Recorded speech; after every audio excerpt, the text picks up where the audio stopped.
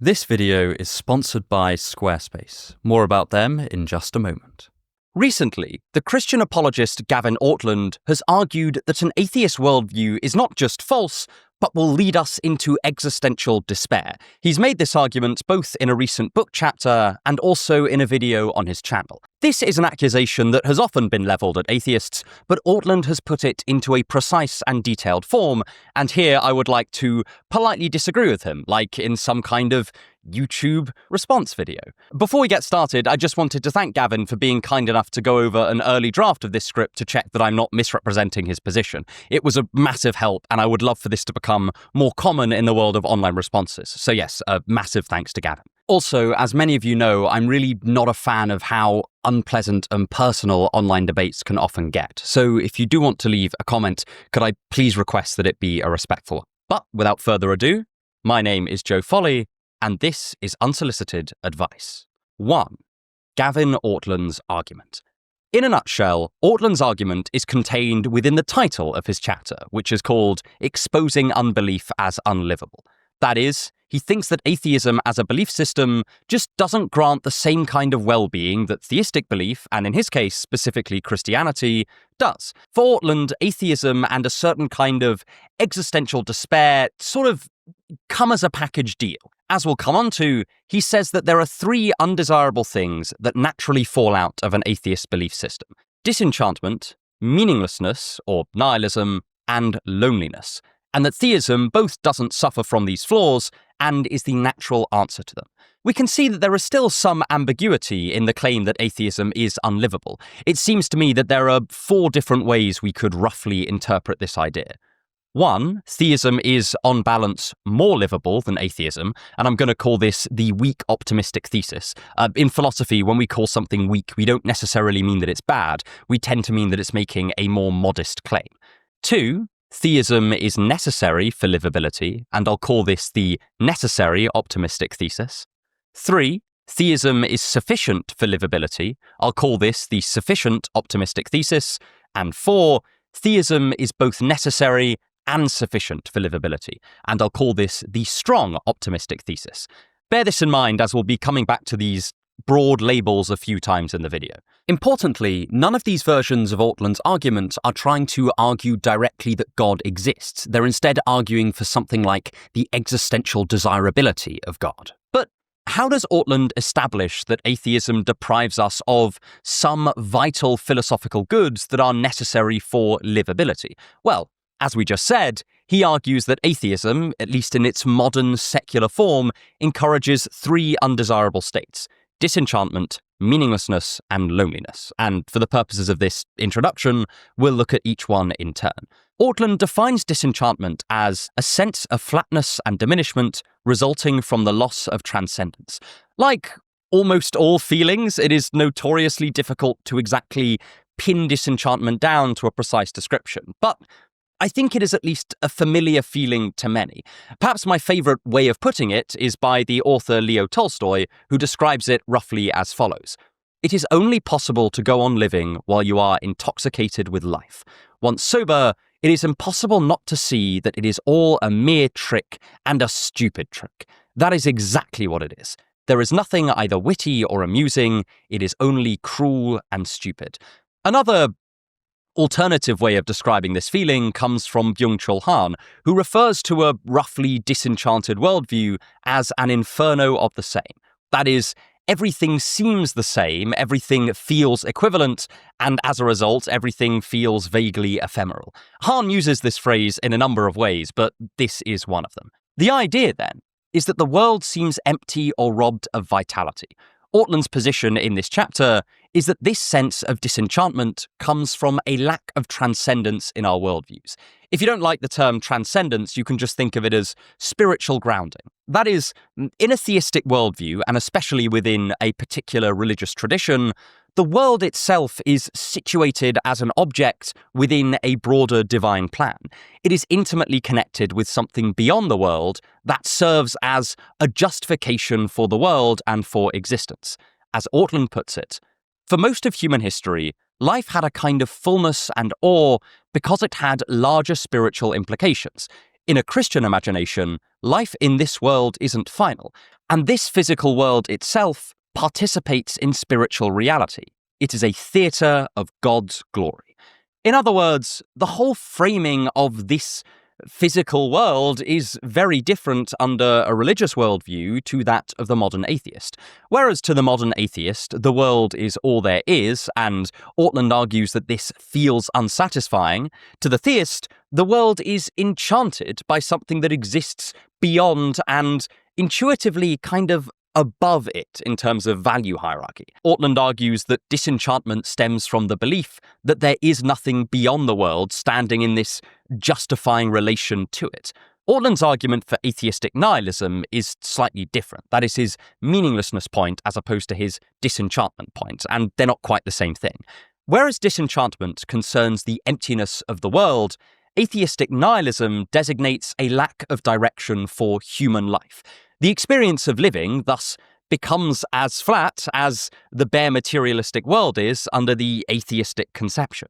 Ortlund elsewhere uses the analogy of a puzzle to illustrate his position, saying the following. So you can see why people would experience the loss of God to be devastating like this. Think of a simple metaphor. So I like doing puzzles with my kids. Puzzles are fun because they have a meaning. The pieces are meant to fit together. Someone built a puzzle by constructing a picture and then chopping it up into pieces, putting the pieces in a box, putting the picture on the cover of the box, and now you can, you're working on the puzzle and you can sort of gradually discover a coherent meaning piece by piece. Puzzles have a meaning because they have a creator like that. But imagine if you're doing a puzzle and there's no picture on the box, there's no guiding image, there's no intended outcome. And as you start to do it, none of the pieces actually fit. You have to try to jam them together. It's up to you to figure out what picture do you make out of these puzzles and how do you force them to fit together. I quite like this puzzle analogy. It gets at the anxiety of life not having a goal or directive that comes easily and discoverably pre-packaged within it. We often think that we have at least some sort of psychological need to have an organization to our actions, just because without any kind of aim, we tend to fall into confusion and despair, and we tend to want to have some kind of coherent character that gives sense to what we do and behave and think in the world. This is a pretty consistent theme in a lot of philosophical writings around happiness or well-being. It's found in some form in everyone from Marcus Aurelius to Friedrich Nietzsche. Ortlund's point is that without a designer or a purpose giver to appeal to, we have no way to ground any particular aim or set of aims that we might have. Sure, we can find things to do in a merely descriptive sense, but there's no reason to pick one particular aim over another in a way that supersedes our arbitrary human preferences. That is, from the perspective of the universe, every aim would be as good, and incidentally as bad, as any other. On the other hand, under theism, we can appeal to God's supreme authority to determine what our purpose is. We come pre-packaged with a purpose kind of just built into us, and that can be existentially comforting. The other component to Ortlund's meaninglessness argument is that, under an atheist worldview, everything in life is extinguished at the moment that life ends. There is no next world to which we pass on, and there's nothing waiting for us on the other side. This is the only existence we have, and that arguably does make our lives seem less meaningful than they otherwise would be if they went on forever, or at least for a much longer amount of time. If nothing else, there's just a sheer quantity argument to be made here. As Tim Mawson has argued, provided that you think that there is something meaningful about your existence, the idea of it going on for longer should, at least on its face, make it more meaningful, just in the sense that there is more of whatever was meaningful about it in the first place. If you take meaning in something like eating sandwiches, then an eternity of eating sandwiches seems more meaningful than a mere 70 years and 10 of eating sandwiches. It's a crude example, but I think it gets the point across, though you can argue against it by making various claims about whether the finitude or finality of this life adds meaning in some sense. I'm not saying this is a decisive argument, I'm just saying that this at least has some kind of prima facie plausibility to it. And finally, Ortlund holds that our modern problems with rising loneliness can also at least benefit from a religious touch. This is from Ortlund's chapter, but he hasn't dwelt on it too much in later interviews, and it takes a long time from writing a chapter to that chapter being published, so I'm going to treat this as a less significant part of his argument. Whereas he argues that secular atheism implies meaninglessness and secular atheism implies disenchantment, he seems to hold a much more modest thesis for loneliness. That is, he thinks that religion can help with our general loneliness crisis, though it might not be necessary to solve it. In this, I would actually probably agree with Ortlund. Although I don't think that it has anything to do with specifically religious belief, I do think that religious communities, like other communities, can help with people's sense of loneliness and not belonging. I also think that while a shared religious belief system isn't strictly necessary for this, having a shared creed is just a pretty good way to practically get a community going, because it's a shared point of interest for each of the participants. Something that I thought was really interesting about Ortlund's chapter is that these points compare pretty favorably with Leo Tolstoy's criteria for what he calls the essence of religion. I've mentioned these before on the channel, but just to remind everyone, they are roughly as follows. 1. Religion must explain some overarching order or sensibility to the universe. 2. It must show that our lives matter after death. And 3. It must provide us with a reason to care for one another. So, as you can sort of see, each one of these coheres with one of Ortlund's points: disenchantment, nihilism, and loneliness.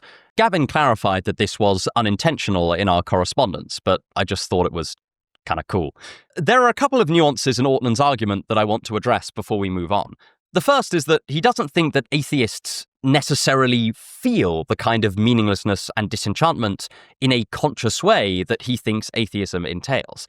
He in fact argues that we find many ways to distract ourselves from the truth of our implicit atheist commitments. His point is a little bit more like the following. If an atheist were to recognize the full extent of what their belief system entails, then they would feel disenchanted and nihilistic. This claim is still somewhat empirical, and I will still be arguing against it later in the video. My point is, we can't just point to a happy atheist and say, behold a counterexample. The second nuance is that he's specifically talking about modern, secular, materialist atheism. In theory, you could appeal to non-physical Platonism about meaning without introducing a personal God, but that's not the kind of atheism that Ortlund is addressing. So, that's his argument in a nutshell. Let's first move on to points of agreement before we examine my points of contention with Gavin's position. But before moving on, I just want to take a quick moment to thank today's sponsors, Squarespace. If you're looking to build a website, then you know it can be a real pain. First, you have to choose a domain name and then construct the entire thing, and there's always this underlying fear that you're messing it up and creating something that doesn't just look untidy, it actually looks unprofessional. But this is where Squarespace comes into play. They take all of that headache and hassle and compress it down into a single platform, using ready-made templates to eliminate most of this needless complication out of website building. Their block-based fluid engine editing system is also so easy to use and makes it simple to integrate anything you want into your website without having to master some elaborate coding language. Head to squarespace.com/unsolicited advice and use the code unsolicited advice to get 10% off your first purchase of a website or a domain name. But anyway, back to the video. 2. Ortlund has a point.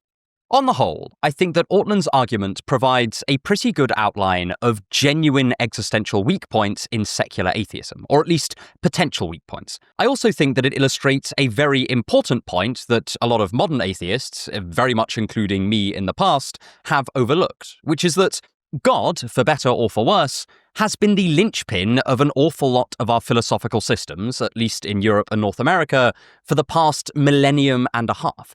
We shouldn't expect to be able to surgically remove God without it affecting any of the connected philosophical tissue. It's not God is dead, so let's just carry on exactly as before, but with a lie-in on a Sunday morning. If we were to put the broad structure of Ortlund's argument in propositional form, it would probably look something like this. 1. A belief in order and a belief in pre-existing purpose are necessary for the existential well-being of human beings. I'll occasionally call this the doxastic premise after doxas, which is the Greek word for belief. 2. A belief in God entails beliefs in order and pre-existing purpose. 3. There is no way to attain these beliefs in order and pre-existing purpose without God. 4. Therefore, a belief in God is both necessary and sufficient for the existential well-being of human beings. I will go on to disagree with premise 1 and premise 3, but I think premise 2 is pretty strong. I think a belief in most popular forms of theism does entail a belief in order and pre-existing purpose. I don't think this is that controversial to say, but to briefly spell it out, if there is a God who designed the universe, including us, with a specific intention in mind, then we can say that the reason the world is the way it is because God has willed it to be that way. And we can say that our purpose is to align ourselves with God's will and his intention in creating us. This is not just a feature of our own contingent modern religions either.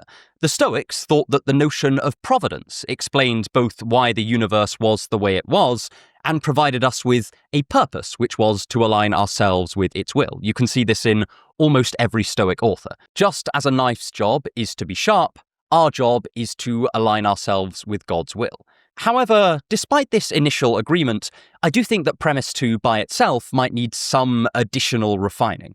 For instance, I don't think just any kind of order and any kind of meaning will do. Take the example of Gnosticism. To remind everyone, Gnostics held that the material world was not created by a good god, but by a malevolent demiurge. Belief in this demiurge gives the world order in that it was created in line with the demiurge's will, and also provides us with a kind of pre-existing designed purpose, since the demiurge created the world, in part, to prevent us from achieving gnosis and uniting with a higher spiritual god. I'm willing to be proven wrong here, but I think the kind of order and purpose that the demiurge provides is not the one that would satisfy most people. Let's take the higher god out of it for simplicity. If the world were created to cause us suffering, and our purpose, according to the demiurge, was to suffer, I just don't think that would bring people much existential fulfillment. So it's not merely the existence of a creator deity that provides the kind of existential fulfillment that Ortlund argues for. It is a god whose order and purpose we, from our own perspective, also judge to be good. That is, God endorsing our purpose is insufficient, we must also endorse it. I have a feeling that this constraint is not often brought up because God, at least as we normally talk about him, is defined as all good, so it's sort of taken for granted that we would endorse his reasons. But in order to illustrate this, to bring this constraint home, consider a religion or religious sect that you personally find existentially repugnant. We can realize that were this particular religion's God true and existent, you would find your life less rather than more meaningful.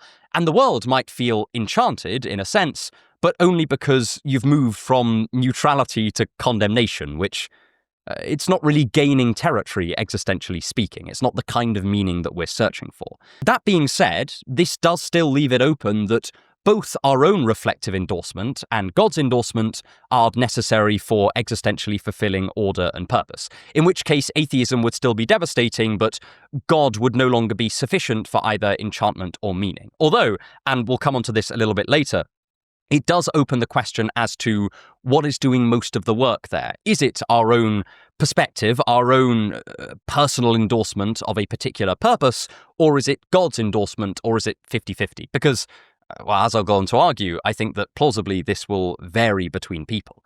I don't think that it's necessarily a problem for the theist, or at the very least the Christian, however, that God and belief in a higher being in itself might not be sufficient for existential fulfillment. Because there are figures in the Bible who are, absolutely certain of God's existence, but still feel a deep sense of existential despair. The best example of this is probably King Solomon, the purported author of Ecclesiastes, who discusses how, despite his definite belief in God, he still finds life pretty empty, at least he finds it that way a lot of the time. And traditionally, Solomon is supposed to be the wisest person who ever lived. So I do sort of think that the theist can bite this bullet and instead say something like, of course God's plan for us also needs to align with our own existential needs in order to fulfill us, but God is good and so would and does do just that. I also agree that, at the very least, the kind of extended life offered by most theistic traditions would genuinely make life more meaningful for a lot of people. This is just because of that Mawson argument given earlier. If there are things in your life that you find meaningful, then the right kind of afterlife would allow for those to go on longer. It's one reason why I think a lot of people imagine seeing loved ones in the afterlife. I think one of the reasons why we imagine this is because that is something that we find meaningful in our own lives, and we're imagining that going on in the next life. And I think that sort of afterlife would plausibly make someone's life more meaningful because it would allow them more time with loved ones. And my final point of agreement with Ortlund's argument is that the prospect of a good or a bad eternal afterlife does add additional significance to our actions from a purely personal perspective. As a Catholic friend of mine once put it, the prospect of an eternal hell keeps me off Tinder.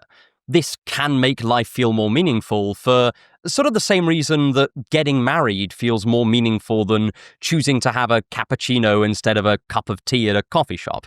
The choice of getting married to someone just has more long-term consequences. Though, incidentally, it isn't anything philosophically significant about God's goodness or God's plan that's adding the meaning here. It's rather the bare consequences of God's decisions. God adds meaning in this case in the same way that anyone with power over our long-term fate would. And I'm not necessarily sure that that is exactly the kind of meaning that most Christian apologists are after. I could be wrong, though. So, essentially, I agree with Ortlund that with the right kind of God, the right kind of eternity, and the right kind of felt existential needs, belief in God would plausibly make life more existentially fulfilling than without him. That's a lot of caveats, and importantly, it does fall short of showing that atheism is unlivable. However, in my view, Ortlund's argument is a pretty good prima facie point in favour of the weak optimistic thesis from earlier, at least with regards to some people. So, those are the points of agreement. Now onto the points of disagreement. If you want to help me make more videos like this, then please consider subscribing, either to the channel, or if you're feeling incredibly generous and want to gain access to exclusive content, including my slow-motion book-by-book bookshelf tour, then consider subscribing to the Patreon, though it's absolutely no pressure. The links are in the description. 3. Atheism strikes back. There are two main points of contention that I have with Ortlund's argument. The first is that I dispute the idea that God and eternity are the only possible things that can give a human life felt value, and the second is that I do think that there are at least significant existential drawbacks to a theistic position, and these are worth considering if we're evaluating how livable atheism is when compared with theism. Firstly, I think there is a perfectly natural but slightly hasty inference going on in the claim that God is the only thing that could make life seem meaningful. It is undeniable, at least in my view, that God has been one of our primary sources of meaning for over 1,000 years, and that a sudden shift from belief to non-belief will thus rob us of a major pre-existing source of meaning. The philosopher John Stewart actually gives a really nice overview of this process in his book Nihilism in the 19th Century, where he details how a lot of people felt really quite helpless when their beliefs in God and their belief in eternity were made uncertain by various philosophical and scientific advances. Additionally, I have just spoken to quite a lot of people who once were very religious and then ceased to be so, and many of them do describe an accompanying crisis of meaning as a big pillar of their existential acropolis is snatched away. My problem comes when Ortlund infers from this that there is no other belief system that possibly could fulfill our existential needs apart from some kind of theism. It's a little bit like going through a bad breakup and immediately concluding that no one else other than your ex could ever make you romantically happy. We see people make these inferences all the time, and we recognize that they're very natural, that they feel very right, but ultimately they are mistaken. Here, I think we're making the same slightly hasty inference, but just in the case of God. Just because theism has been our existential grounding doesn't mean that it has to be going forwards. Of course, this inference would be perfectly fine if you, in fact, already believe that God exists and has designed us with a need for him in mind. But if the argument relies on already believing in God for it to work, then I think it loses quite a lot of its bite. In order for his conclusion to follow, Ortlund would need to show that God is the only possible belief system that can fulfill these existential requirements that we looked at earlier. I don't think that he has currently, and I would argue that there are good reasons to think that there are alternative existential comforts open to us. And I think part of this is that different people might need different things in order to give their life a felt sense of meaning. The first piece of evidence I have for this is just that there currently are atheists who are existentially fulfilled, who also seem to be able to point to things in their life that they say make their life meaningful. They might point to their family or their work or their personal set of values. The ability to give reasons here is very important, as it shows that they are not unreflectively fulfilled. They are able to construct a coherent and existentially fulfilling philosophy without invoking God.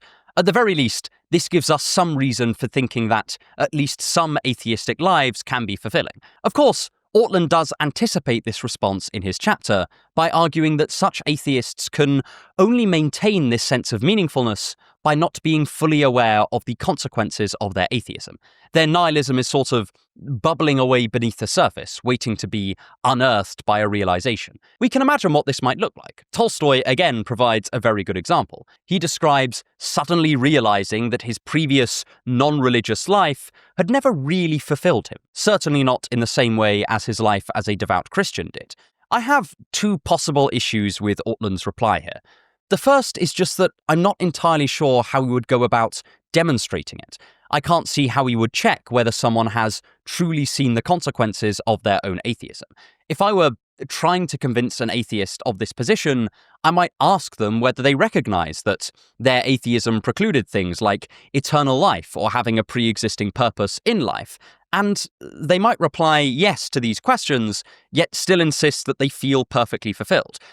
I don't know how I would demonstrate that they were wrong either in the sense that they weren't fulfilled or in the sense that they hadn't truly sussed out the consequences of their atheism. The only way I could see doing this would be to take their signal of fulfillment as evidence that they hadn't truly realized the consequences of their atheism, but that would just be assuming our conclusion at the outset. Alternatively, another way I think we could have a go at demonstrating the bubbling unfulfillment of atheism would be to point to cases where atheistic sources of meaning have failed people, where a particular crisis has thrown an atheist into a spin, and thus atheist meanings have been shown as unstable for them. Ortlund touches upon this a little bit in his chapter, but I don't quite think that this works either, because I think the atheist can ultimately pull the same maneuver. The atheist can point to where believers have had a crisis of faith due to some personal tragedy. I don't think that it follows from that they had some pre-existing nihilism that came bubbling to the surface through this crisis. And I don't think that this follows from cases of instability in certain atheistic sources of meaning either. I'm also very open to the idea that a great number of people might be more fulfilled believing in God than when irreligious. However, I'm hesitant to conclude that this holds for all people, or that this is something that would necessarily hold across time. It's possible, I just don't think it's been demonstrated. Again, God has been the linchpin of our philosophical system for centuries. It is unsurprising that we would be a little unskilled at crafting worldviews that are both non-theistic and existentially fulfilling and appeal to a wide range of people. This is even something that Nietzsche pointed out in his critique of religion, saying that one of the reasons the ascetic ideal has been so successful is because it is the only way so far that we have been able to make our suffering meaningful. He just disagrees that this is the only possible way we could do this. The difference between this is an incredibly popular way of making life meaningful and this is the only way of making life meaningful is, philosophically speaking, pretty major. If the second is true, then it suggests that theism is the only existentially livable philosophy, and living without theism is sort of the equivalent to living without food. If the first is true, then it's more like the equivalent of living without bread. Sure, it's going to be kind of inconvenient, at least for most people, and it will be a much bigger deal for some than others, but on the whole, we may be able to adjust. I just want to say here that I do think that it is understandable how a theist might come to the conclusion that atheism is unlivable. I think something's going on like this. If you want to ask whether a worldview is unlivable, it sort of makes sense to ask the question, how would I feel if I were in this worldview? And I think when the theist does this, they quite accurately conclude that this would make them despair.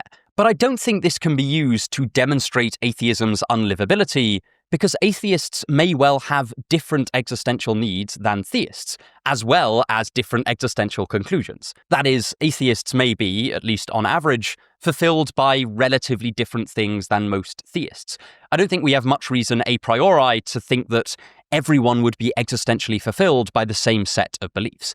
After all, people have different food preferences. They fall in love with different people. They prefer to spend their time differently. So I'd be pretty surprised if it turned out that, despite broad divergence on a wide range of other desires, needs, and preferences, all humanity had broad convergence at the level of existential preference. I may be wrong, but I just think the onus to argue this position would be on the theist to empirically demonstrate convergence here, because we do know that at least some divergence exists. What the theist, I think, would need to demonstrate is that there is near universal convergence on the felt need for a god or godlike figure for existential fulfillment, and ultimately I think that is an empirical point that I don't think has been demonstrated. We'll come on to a bit of the empirical evidence later, but I'll also say a bit as to why I think it's not necessarily that reliable. Anyway, I've gone off script, so I'm going to get back to it. To give one example of someone who seems to have wildly divergent existential needs than the theist,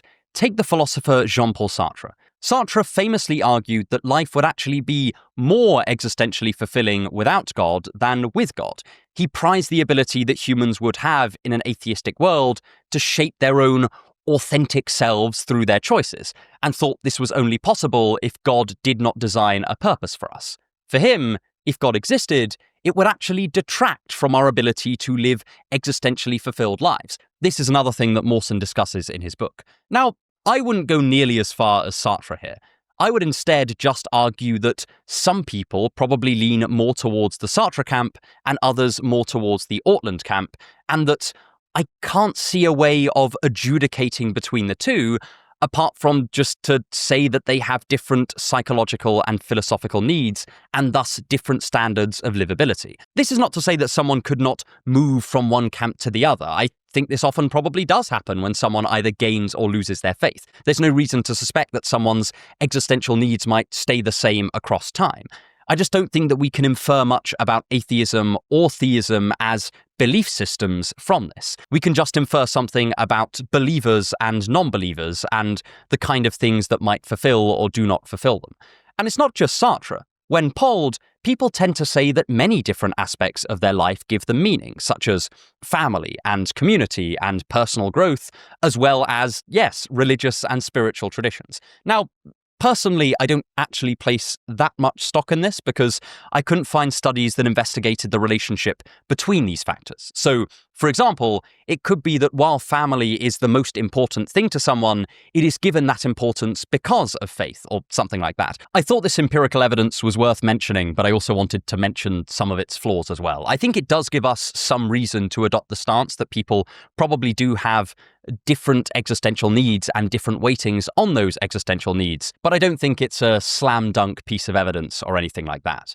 Maybe a good example to illustrate the differences in existential needs is how differently people react to the prospect of being sentenced to either eternal bliss or eternal torment at the end of time. Setting aside theological positions like annihilationism or universalism, the prospect of each action having eternal implications isn't necessarily as comforting for a lot of people as it might initially seem. Sure, it makes actions significant, but significance and livability are not totally coextensional. The tendency for some is to scrutinize their own actions obsessively to see if they are in a state of mortal sin, and thus destined for eternal torment. This is even a sin of its own, known as scrupulosity, with a large volume of theological literature written about it. For those prone to scrupulosity, belief in God is not always existentially comforting, but can be existentially terrifying. For them, God does add meaning to their lives, but sort of in the sense that someone giving you a bag and saying that a bomb might be in it would liven up your day. Sure, events would take on a new, profound significance, but significance can be negative as well as positive.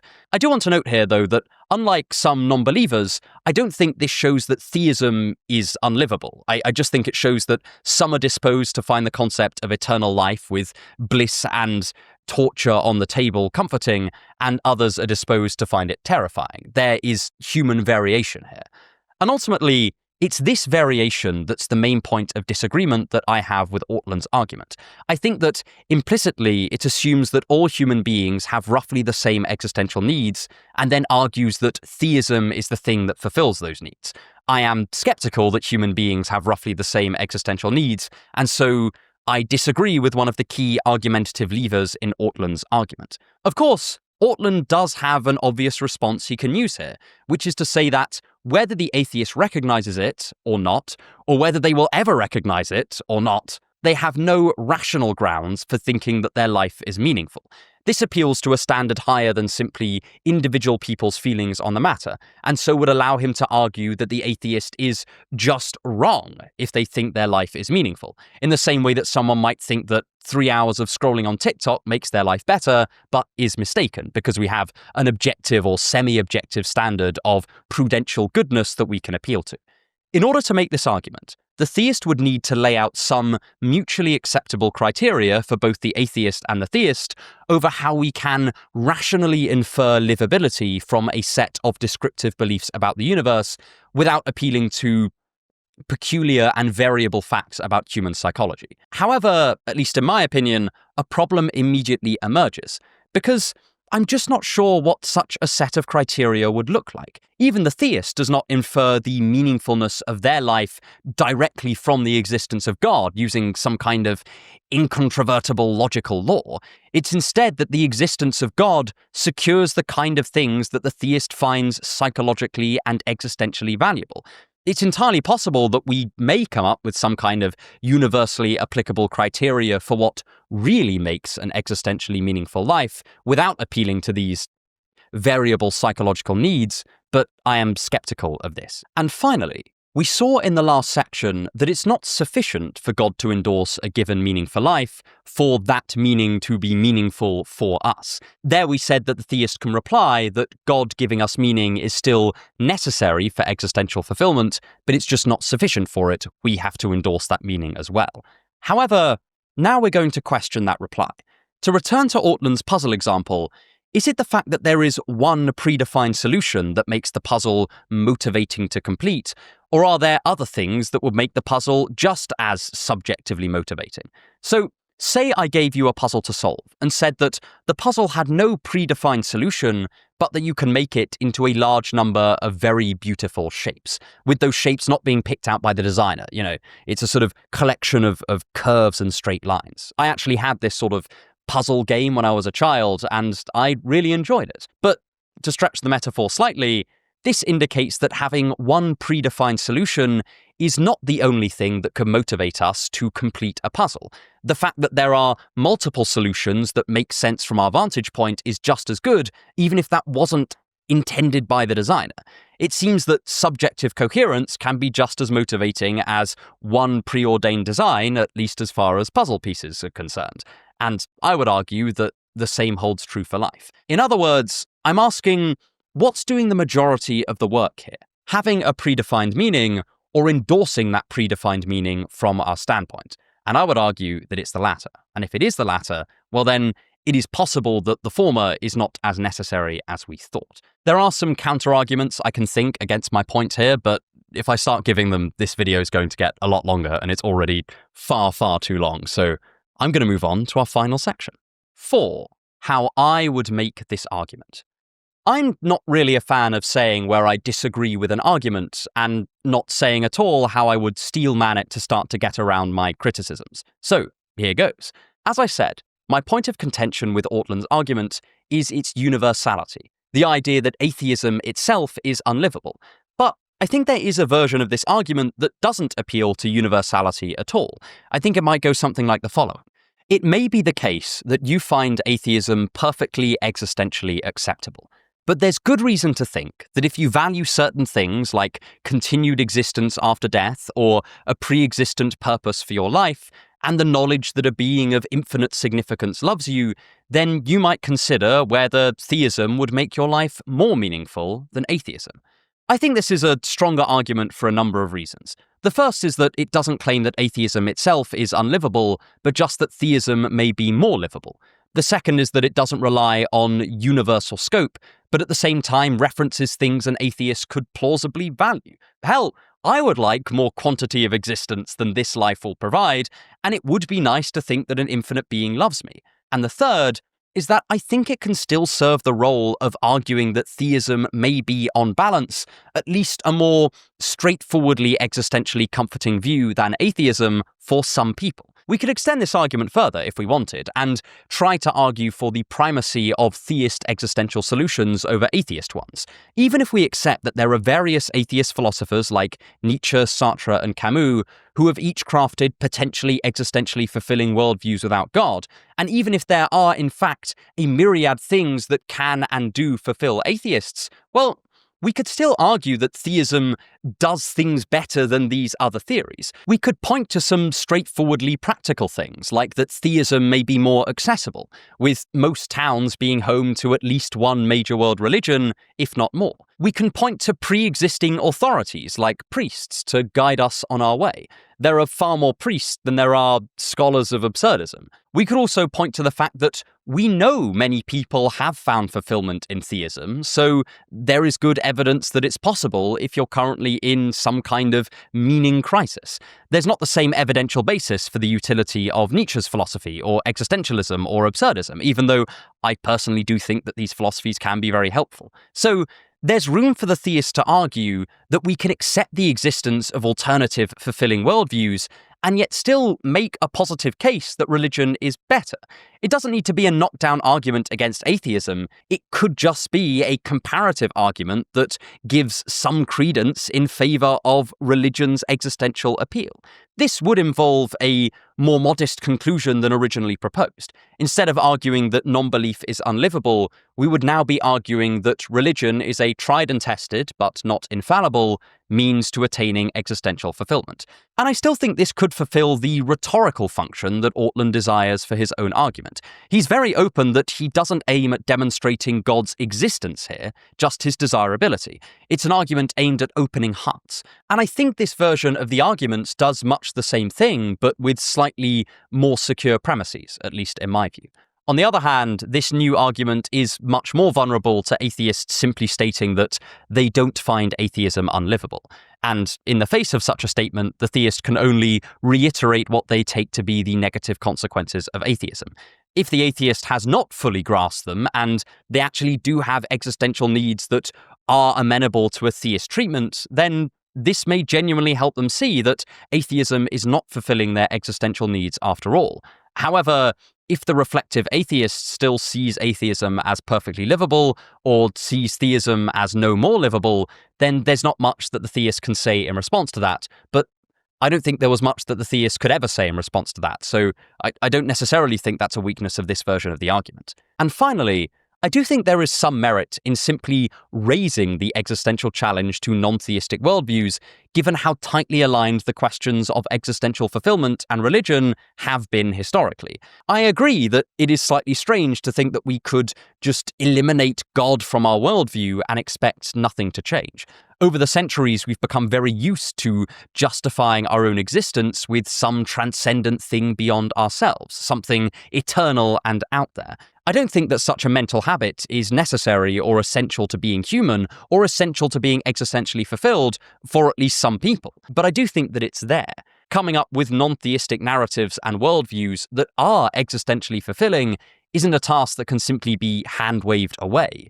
It must be constructed. And as I've argued before, the avenues for doing this are large and varied, and importantly for me, they may not be the same for every individual person. It might involve building straightforward belief systems. It might involve particular physical or psychological habits. We all know things like exercise, a proper diet, and financial security are pretty integral to well-being. It will probably involve some mixture of the physical and the psychological and the philosophical. But this is a task that, at least in my view, atheists and non-believers like myself sort of ought to want to rise to. I think it's quite philosophically exciting. So, yes, I ultimately do think that Ortlund's argument doesn't demonstrate its conclusion, but I do think it's worth looking at. I still think it highlights some important questions for us unbelievers to deal with. And I think it raises some really interesting issues about whether humans all have the same existential needs. I think that's a fascinating question in its own right, and gives us a slightly different perspective from which to look at existential questions as a whole. And I think this is definitely worth looking at, whether you're an atheist or a theist. But if you want to check out some other theistic arguments, I went through a whole bunch of them in an interview with the wonderful Joe Schmidt right here. Thank you so much for watching, and have a wonderful day.